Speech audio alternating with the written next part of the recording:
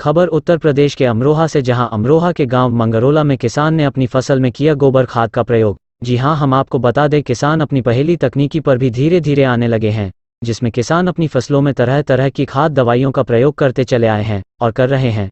अपनी फसल की पैदावार बढ़ाने के लिए अपने खेत में किसान तरह तरह की दवाइयां लगाते हैं और उसमें खाद का प्रयोग करते हैं। लेकिन जो तस्वीरें हम आपको दिखा रहे हैं वो अमरोहा हसनपुर के गांव मंगरोला की है, जहां किसान सोमपाल सिंह उर्फ स्वामी गुर्जर अपनी फसल में देसी गोबर खाद का प्रयोग कर रहे हैं, क्योंकि गोबर खाद से फसल की पैदावारी बढ़ती है और गोबर का खाद बहुत ही लाभदायक है।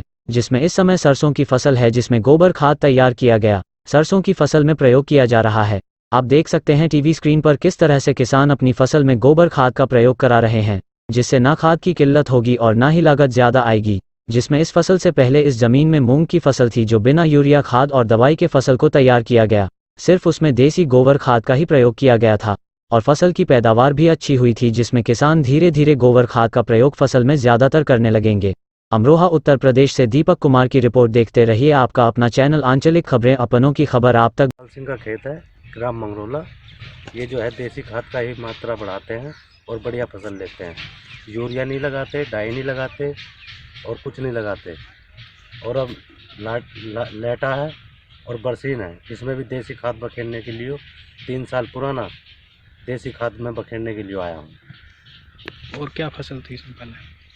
इसमें पहली फसल जो थी मूंग थी।